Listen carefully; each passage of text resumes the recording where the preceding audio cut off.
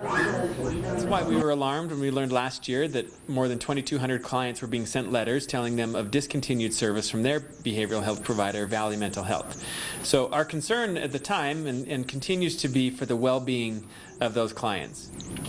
By way of background, over the past 6 years, as Medicaid enrollment and mental health care spending increased, the county sought to meet its statutory responsibility more effectively and more efficiently. So several years ago, the county contracted through a competitive bidding process with managed care organization with Optum Health. So what the audit found is that despite some very early challenges resulting from the transition from old to new contractor, the decision to move to a managed care model resulted in some major positive accomplishments, including one, that we were able to provide greater choice for consumers who are seeking to meet their specific needs. We doubled the number of providers within the network, and we now have more than 200 network providers. The county also increased transparency and accountability of our behavioral health service delivery. Third, we also allowed the marketplace to offer services at competitive pricing. And fourth, we reduced the reliance on one primary provider to address the behavioral health needs of the community, which was a strength for the county. The full report, which you can now read by going to our website, www.slco.org/mayor, the full report states that most of the transitional problems that can occur when we decide to manage differently are now resolved. And that's a positive takeaway that we see from the audit. It also says that to support better we need to support better communication going forward. In order to do so, our behavioral health services division should require Optum Health or the managed care organization to hold monthly provider network meetings to more rapidly address issues and concerns, as well as to provide regular updates. So a near-term goal for me is to acquire the analytic tools that we need here at Salt Lake County to go confidently to the public and say that we are getting the job done, both from a health outcome and from a fiscally responsible perspective. The top line message for me and for all of the providers and our managed care organization is, how can we best meet our obligation to the consumers who rely on us for their care.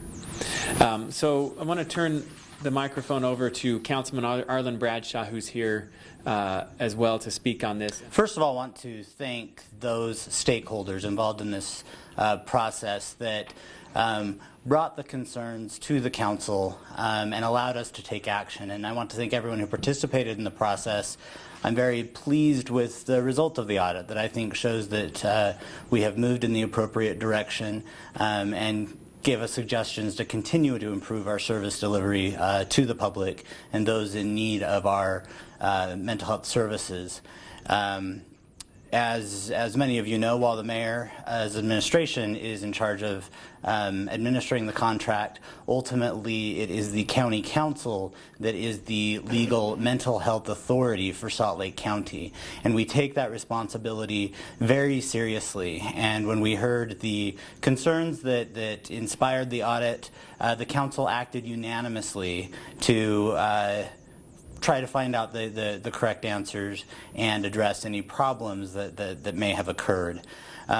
Additionally, I think it's important to note that our contract with Optum does ensure that their revenues go back to the services that they're providing to our community, and that it is a very well-written contract that the county negotiated to, and I appreciate Optum for agreeing to, that does ensure that we are utilizing every tax dollar to its maximum benefit in providing mental health services.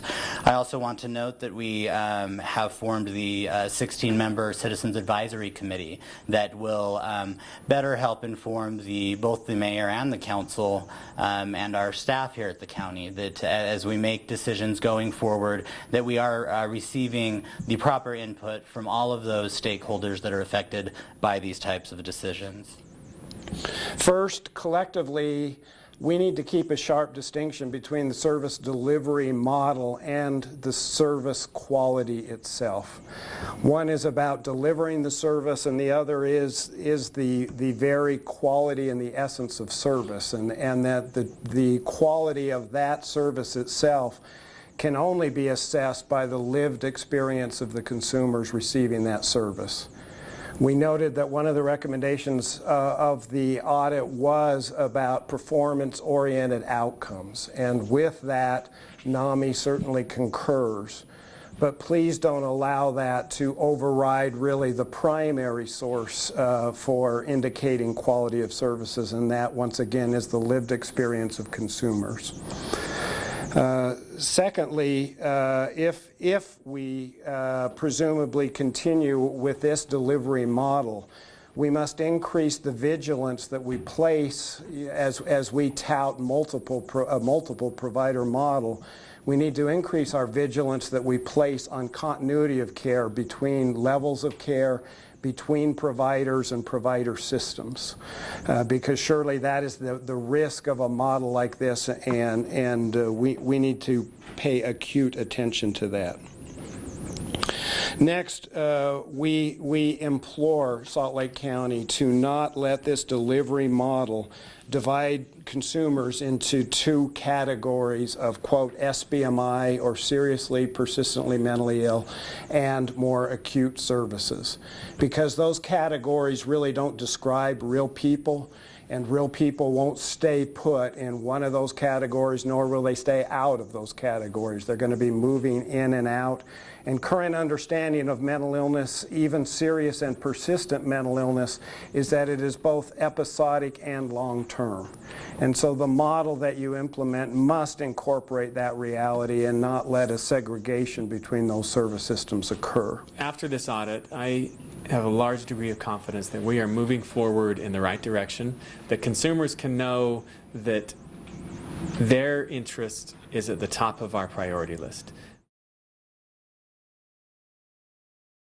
Well, I mean, at a broad level, what I can say is that in any service delivery, and Brian Miller with NAMI touched on this, that maintaining quality is not something you check the box and move on. But maintaining quality is something we are always going to monitor, and that's really, I think, the role of the county in this, is as not a service provider, but we want to ensure that the high quality of service that the consumer deserves, that we deliver that's delivered through the provider network. And so I think in any service delivery model, whether it be behavioral and mental health or eating out at a restaurant, you're going to have to watch and make sure that quality is constantly maintained.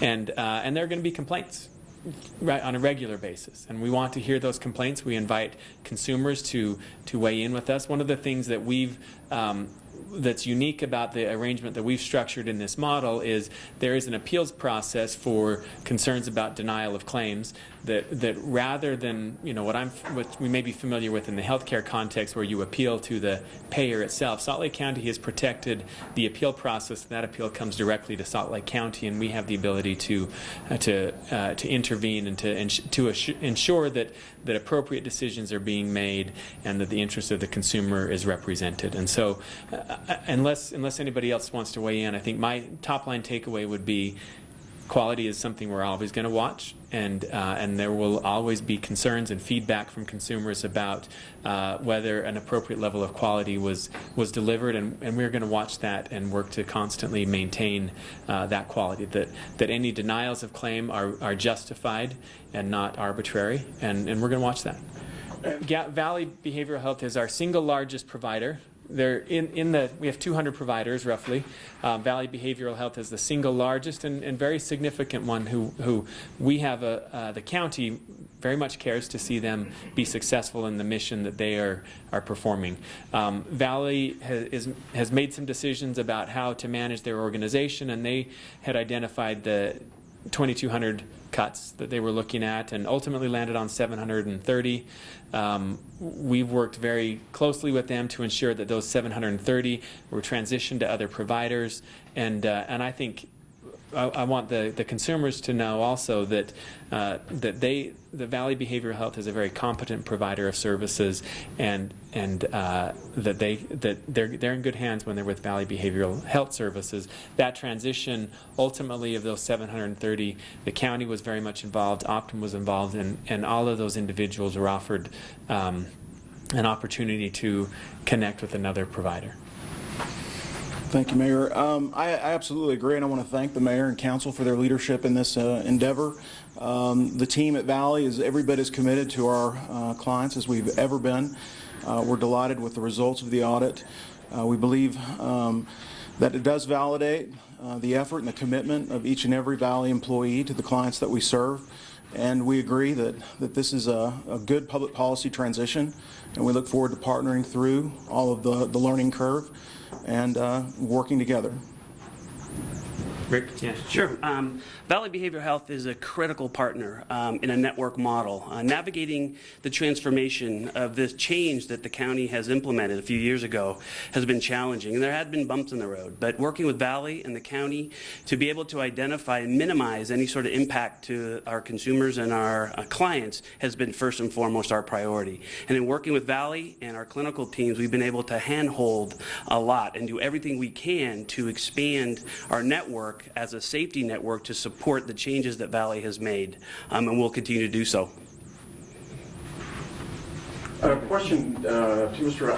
Arriaga. El Arriaga, yeah. We had some information, as you are very aware, Dr. and Senator Shizawa works in one of the ER rooms here in Salt Lake City area in the county. And I'm understanding that if pre-hospital emergency personnel bring in, a potential suicide that is needing urgent care, that they come in first through the ER process, but then at some point they are looking, their crisis intervention people are trying to determine if they can be admitted at the facility they're at. And at some point, we're understanding that that they're being denied admittance if they have any evidence of alcohol or drugs in their system. Is that the way this works? First and foremost, we have a crisis program that we work with, our mobile crisis outreach teams. We also have a 24-hour access for pre-authorization for inpatient admissions. We manage a benefit plan on mental health and substance use disorder benefits. For alcohol detox or alcohol or substance abuse, that is a different benefit plan that is actually applied to the medical side for inpatient detox. So the behavioral health benefit plan does not cover that intoxication or that alcohol-induced emergency room visit. Having said that, we help coordinate that to make sure that the consumer is safe. So as those assessments take place by mental health professionals and the ER attendings, right, they coordinate that decision to make sure that the most appropriate level of care is accessed. And in some cases, we have to wait until there is a timeline for sobriety before those decisions can be made if in fact a behavioral health diagnosis is identified. A little confusing to me though, because as we identify, or you and the professional people identify the people who are at risk and who may be in the middle of a suicide attempt, a lot of times alcohol and drugs are involved in that suicide attempt. Is it potentially possible that they could be denied admittance after an ER situation? Maybe I'll jump in right there, because that question gets at the heart of a very big policy debate that's happening right now that's unrelated to the scope of the audit. But the policy debate is one where in recent memory, there was physical health and there was no such thing as mental health and no insurance for mental health. So now we've come to a place where we're recognizing that behavioral and mental health is a physical condition and one that needs some form of treatment, but we still have two camps. And where you're seeing the policy going, and I'm supportive of this, of starting to see a continuum of care rather than you're either physical or behavioral and mental. So as we move into a model of continuum of care, hopefully we can minimize some of these questions that we right now, under the policy direction that we are given, not that we're setting, but one that's coming down really even from a federal level, but it's changing, is one where we have to decide if what is the presenting symptom is a physical one or a mental one, and one where we support a movement to a continuum of care where we can treat the individual regardless of the presenting cause, and really understanding that it's behavioral, the difference, that it's behavioral or physical all needs treatment. So I think that's my long way of saying I think that's out of the scope of this audit, but a policy conversation that is often very difficult to ascertain in an emergency room. We are committed to responding and providing services to the consumer in the most appropriate way possible, and then at a macro level seeking to address some of the policy constraints that hurt. What are the next steps, Mr. Mayor, from today and the audit, after we digest the audit and we go forward as a county? What do you intend to do, and Mr. Whalen do you intend to do next? The next step coming to us from the audit is one where we are seeking to move to an accountable care model where we are articulating our goals and objectives and then quantifying, both based on evidence-based metrics and also self-reporting metrics about the experience of the individual within our care, and then the improvement of the individual on their path to recovery. You mentioned challenges. What's the biggest challenge in this new model? I think there's going to be some continuing adaptation as we adapt to the financial realities of the model, as we diversify our coverage to maintain the financial strength of the model, and that will happen. We're committed to that. It's going to take some work and some tough decisions, and then I think it's completing the transition to an accountable care model where we have the evidence and data that can help us make informed decisions about the quality of care that we are delivering and the results of the care that we're delivering, and aiding an individual on their path to recovery.